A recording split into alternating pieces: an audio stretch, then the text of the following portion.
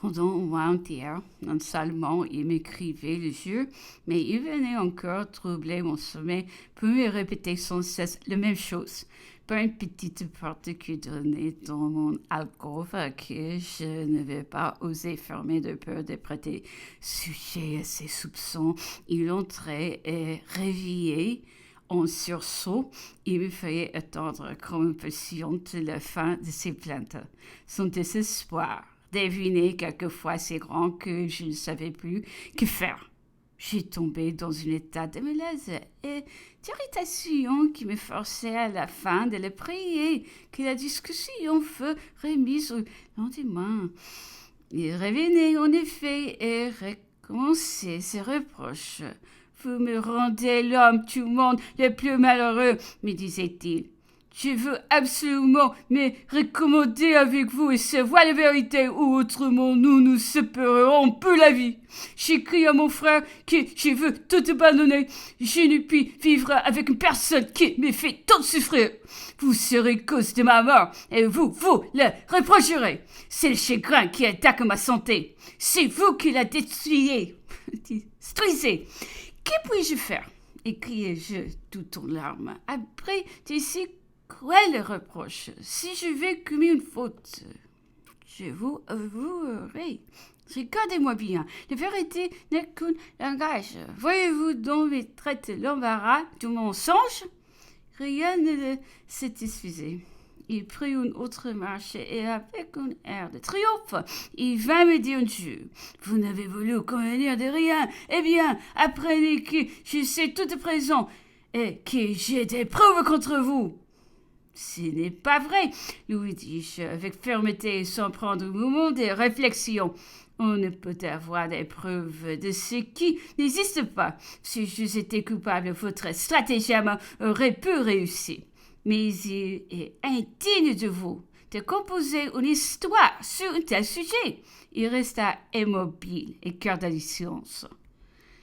Cependant, il revenait toujours sur cette idée qu'une telle vertu était impossible, accablé plus que je ne saurais le dire de ce genre de discussion, sans cesse renaissante tel qu'un malheureux qui est dans les tourments fait défaut. Aveu peux-tu mener ses souffrances?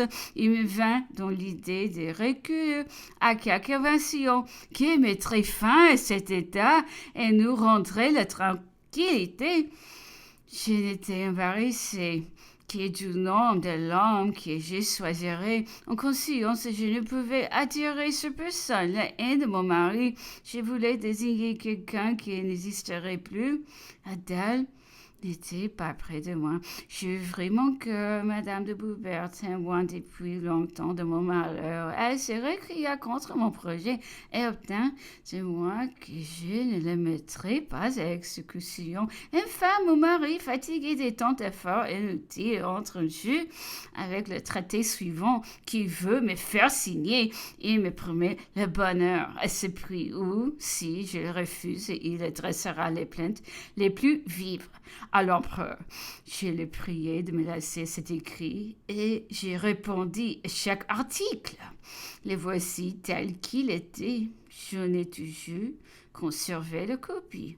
Nous, Louis et Hortense, voulons faire cesser l'état de malaise et de gêne dans lequel nous vivons depuis longtemps l'un envers l'autre, considérant que si nous avons été si malheureux et si désunis depuis si longtemps, c'est que nous nous sommes mariés avant que nous faisions bien l'un pour l'autre. Voulant enfin trouver un moyen d'être à jamais unis et mettre à profit l'expérience de 5 années. Nous avons résolu, quand nous résolvons par le présent, sans priver de nous engager l'un envers l'autre par cet écrit fait et signé de notre propre main, pour chacun de nous jurons et promettons devant Dieu de remplir toutes les obligations qu'il nous impose conformément à ce qui suit. Article 1er. Tous les torts, fautes, manquements, tels qu'ils soient faits par l'un de nous au préjudice de l'autre. Tout ce qui a lieu entre nous, de quelle manière de ce puisse être absolument annulé, oublié, pardonné, et jamais il ne nous serait permis de rappeler cette époque trop malheureuse. Article 2. Nous nous donnons l'un à l'autre non seulement des faits, mais de notre libre vœu, et nous choisissons que si nous avions été dégagés et libres jusqu'ici, nous promettons réciproquement de ne jamais nous quitter sous quelque prétexte qui, si puisse être, de ne jamais le demander, et qui, si l'on le faisait, l'autre le refusera toujours de nous préférer mutuellement à tout et à chacun de nos parents, quels qu'ils soient. Et enfin, de nous donner sans cesse publiquement et en particulier des marques de notre amour et de notre confiance mutuelle. Article 3. Sous l'honneur, nous promettons de n'avoir de correspondance, moi, Louis Bonaparte, avec aucune femme qui, du consentement de la reine, et moi, Hortense, avec aucun homme qui, du consentement de mon mari. Et c'est la son autre explication, et qu'à titre de réciprocité. Article 4. Nous promettons de réunir nos efforts et d'être toujours d'accord pour mener toujours nos enfants sous notre pouvoir et de ne jamais consentir à le céder à l'empereur ou à l'impératrice. Article 5. Nous promettons de nous faire toujours les demandes réciproques tête à tête et jamais devant le monde. Article 6. Nous promettons solennellement et sous le de ne recevoir personne, de n'aller faire aucune visite sans nous le dire réciproquement. Promettons en outre de ne recevoir moi, lui, aucune femme, et moi, Hortense, aucun homme et aucune femme, sans le consentement de mon mari. Article 7. Nous promettons de l'arrangement de nos appartements, leur division, les personnes qui nous servons auront le consentement mutuel pour tout et rien ne sera exécuté avant cela. Tout ce qui existe à cet égard subira l'examen commun. Article 8. Nous promettons d'avoir communication, c'est-à-dire qu'Hortense n'aura jamais que celle de roi et que toute correspondance avec des gens d'affaires n'aura jamais lieu pour la reine qui est du consentement du roi.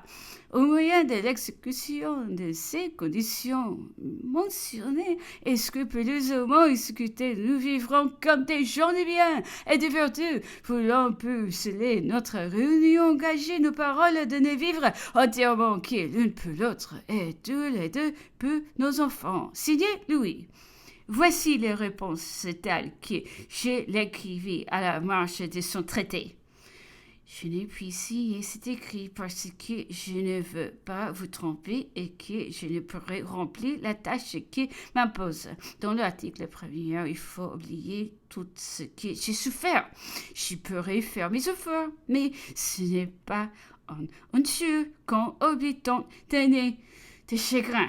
Et d'ailleurs, ce ne pourrait être que votre manière de vous conduire envers moi, que en me prouvant votre estime, votre confiance me ramènerait infailliblement.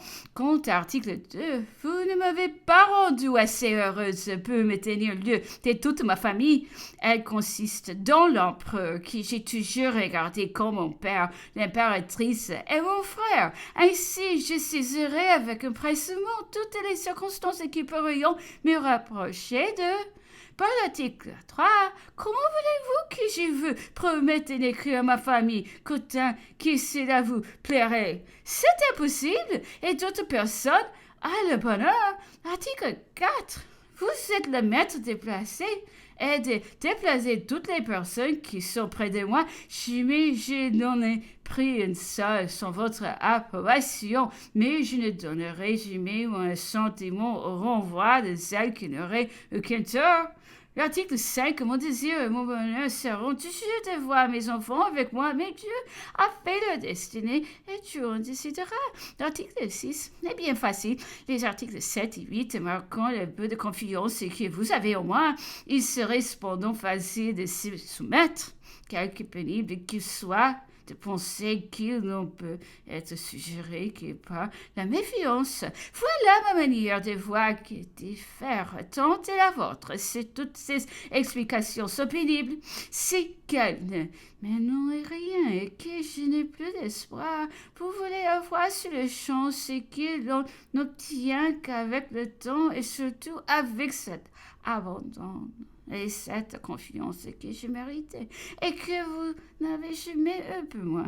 Soyez néanmoins persuadé quelle que soit votre conduite à mon égard, mon amitié sera constante et que le père de mes enfants ne peut jamais m'être indifférent, signé Hortense.